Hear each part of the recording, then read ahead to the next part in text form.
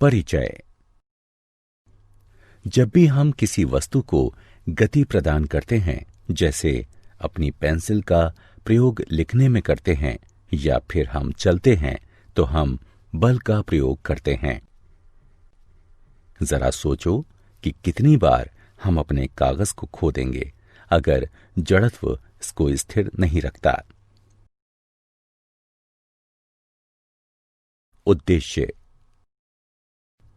इस पाठ के अंत में आप निम्न करने में सक्षम हो जाएंगे: बल को परिभाषित करना, संतुलित एवं असंतुलित बल में भेद करना, न्यूटन की गति के नियम समझना, वस्तु पर लगाए गए बल तथा उसकी गति की अवस्था में संबंध ज्ञात करना, संवेग संरक्षण को समझना।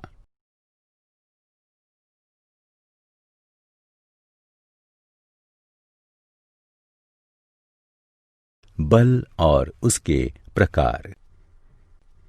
जब किसी वस्तु पर बल का प्रयोग होता है तो वह वस्तु की दिशा, गति या आकार में परिवर्तन का कारण होता है। अतः बल को इस प्रकार परिभाषित कर सकते हैं: बल कोई भी प्रभाव होता है जो किसी वस्तु की गति, दिशा या उसके आकार में परिवर्तन करता है। बल एक सदिश राशि है।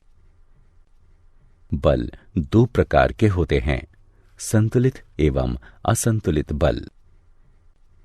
जब किसी वस्तु पर दो बल विपरीत दिशा में लगते हैं किंतु फिर भी वह वस्तु अपनी स्थिति परिवर्तित नहीं करती है, तो उसको संतुलित बल कहते हैं।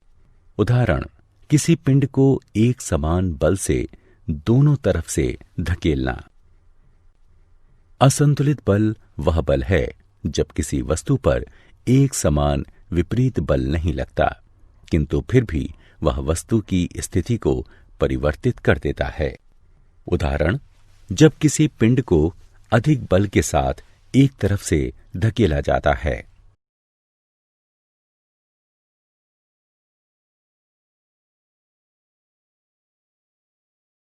न्यूटन का गति का प्रथम नियम। पुस्तक स्वतः ही गति नहीं करेगी, वह अपनी विरामावस्था को तब परिवर्तित करेगी जब हाथ का बल उस पर लगेगा। यह गति के प्रथम नियम की व्याख्या करता है। गति का प्रथम नियम दर्शाता है कि एक वस्तु अपनी स्थिर अवस्था में बनी रहेगी तथा वह वस्तु गति की अवस्था में तब तक नहीं आएगी जब तक कि उस पर कोई बाहरी बल कार्यरत ना हो।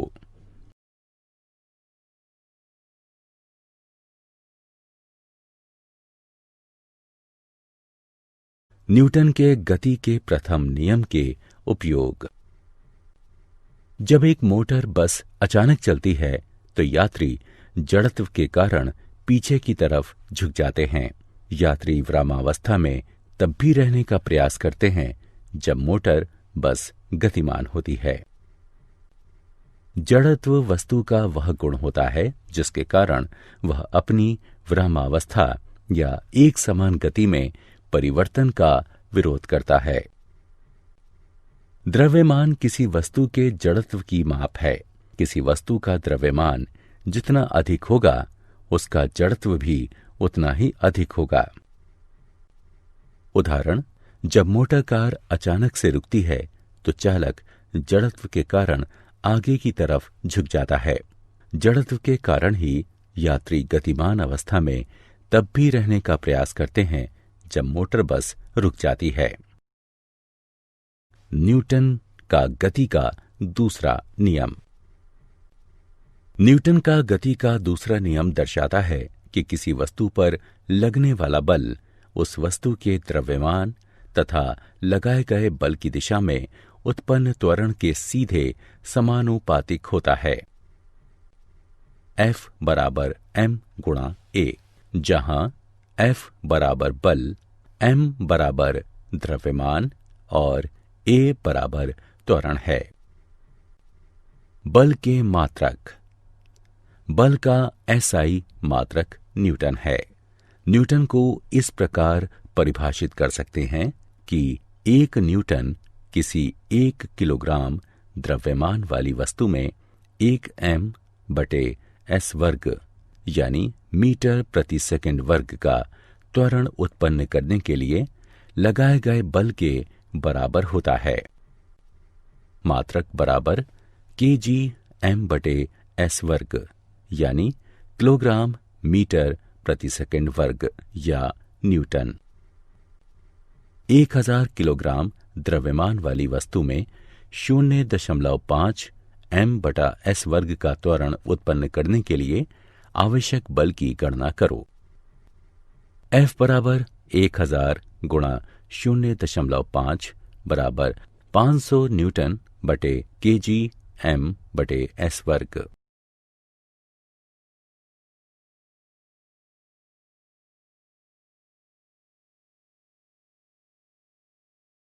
न्यूटन के गति के दूसरे नियम के उपयोग। क्रिकेट में खिलाड़ी गेंद को पकड़ने यानी कैच करने के साथ अपने हाथ को नीचे लाते हैं, क्योंकि इससे गेंद का त्वरण घटता जाता है तथा गेंद को रोकने के लिए बहुत कम बल लगाना पड़ता है एवं इस प्रकार खिलाड़ी के हाथों में कोई चोट नहीं लगती। संवेग। गति में द्रव्यमान को संवेग कहते हैं। P बराबर m गुणा v, जहां P बराबर संवेग, m बराबर वस्तु का द्रव्यमान और v बराबर वस्तु का वेग है। संवेग का SI मात्रक किलोग्राम मीटर प्रति सेकंड है। अतः द्रव्यमान तथा वेग के संयुक्त प्रभाव को संवेग कहते हैं। यह एक सदिश राशि है। किसी वस्तु के संवेग में परिवर्तन उस वस्तु पर बल की दिशा में लगने वाले असंतुलित बल के समानुपाती होता है।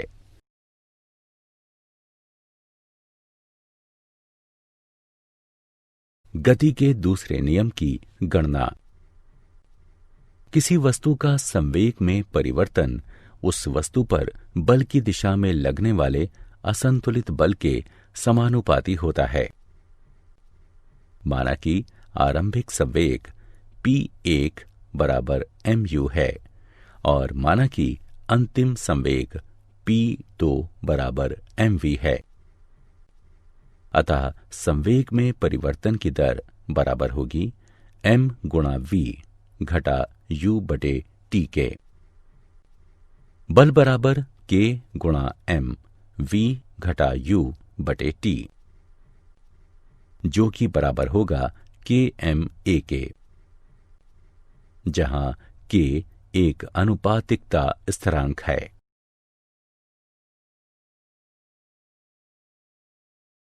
न्यूटन का गति का तीसरा नियम।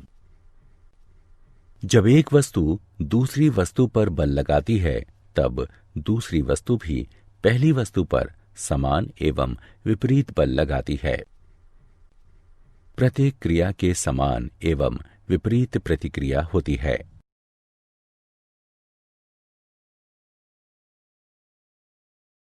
न्यूटन के गति के तीसरे नियम को समझने के उदाहरण।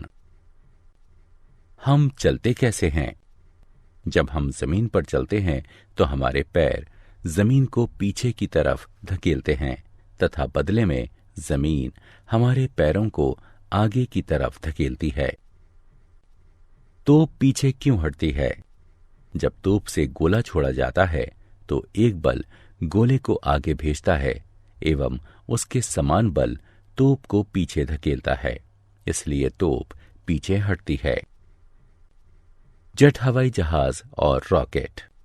रॉकेट के नीचे की तरफ से निकलने वाली गैस की क्रिया के समान उसके विपरीत प्रतिक्रिया रॉकेट को अत्यधिक गति से आगे बढ़ाती है। नली पाइप का उदाहरण। जब फायरमैन पानी की एक तेज धारा को निर्देशित करता है, तब वह इसके पाइप को काफी मजबूती से पकड़ता है, क्योंकि पानी के आगे बढ़ने की दिशा की क्रिया के कारण उसके पीछे धकेलने की प्रतिक्रिया की संभावना अधिक होती है। संवेग संरक्षण का नियम। जब दो या दो से अधिक वस्तुएं एक दूसरे पर कार्य करती हैं और जब तक उस पर कोई बाहरी बल कार्यरत नहीं होता है, तब तक उनका कुल संवेग स्थिर रहता है। इसको ही संवेग संरक्षण का नियम कहते हैं। संवेग को ना कभी बनाया जा सकता है या और ना कभी नष्ट किया जा सकता है। ये भी संवेग संरक्षण का सिद्धांत कहलाता है। माना कि दो वस्तुएं जिनका द्रव्यमान क्रमशः ma एवं mb है, एक दिशा में प्रारंभिक वेग ua एवं ub से गतिशील है तथा उनका अंतिम वेग क्रमशः va एवं vb है। गेंद A के संवेग परिवर्तन की दर FAB बराबर ma va घटा ua बटे t। गेंद B के संवेग परिवर्तन की दर FBA बराबर mb vb घटा ub बटे t। गति के तृतीय नियम के अनुसार प्रत्येक क्रिया के बराबर तथा विपरीत प्रतिक्रिया होती है।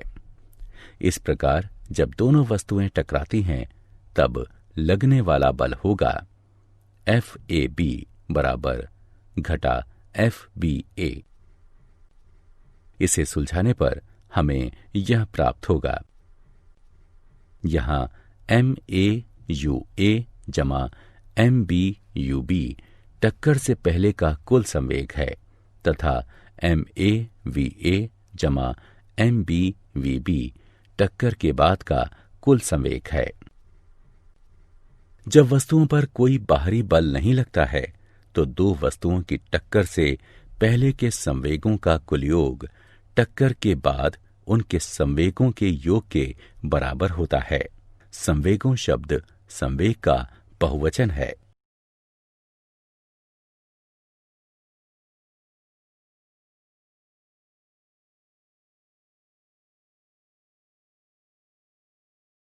क्या आप जानते हैं, सर इज़ाक न्यूटन ने जड़त्व तथा बल की अवधारणाओं के आधार पर सभी वस्तुओं की गति का वर्णन किया तथा यह पाया कि वे संरक्षण के नियमों का पालन करती हैं। जब किसी बिंदु कण पर लगने वाला कुल बल शून्य होता है, तब वह संतुलन में होता है। किसी निकाय में जब वस्तुएं विभिन्न वेगों से गतिशील होती हैं, तब यह पता लगाना मुश्किल होता है कि कौन सी वस्तु गति में है और कौन सी वस्तु स्थिर है। इस वाक्यांश को तकनीकी रूप से दूसरे शब्दों में कहें तो भौतिकी के नियम हर जड़त्वीय आदर्श सिद्धांत में समान होते हैं, अर्थात ये गैलीलियो रूपांतरण द्वारा संबंधित सारे फ्रेमों में समान होते हैं। गुरुत्वहीन वस्तु जब पृथ्वी की चारों तरफ की कक्षा में नीचे गिरती है, तब न्यूटन के गति के नियम इन स्थिति में ज्यादा प्रत्यक्ष होते हैं।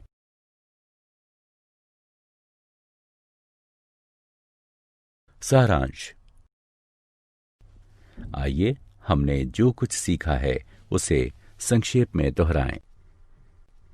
गति का प्रथम नियम, एक वस्तु तब तक स्थिर या गतिशील रहती है जब तक कि उस पर कोई बाहरी बल कार्यरत ना हो। किसी वस्तु का द्रव्यमान उसके जड़त्व की माप है। घर्षण बल सदैव वस्तु की गति का प्रतिरोध करता है। गति का द्वितीय नियम, किसी वस्तु के संवेग परिवर्तन की दर वस्तु पर आरोपित असंतुलित बल के समानुपाती एवं बल की दिशा में होती है। बल का SI मात्रक किलोग्राम मीटर प्रति सेकंड वर्ग है। गति का तृतीय नियम, प्रत्येक क्रिया के समान एवं विपरीत प्रतिक्रिया होती है। कुल संवेग हमेशा संरक्षित रहता है।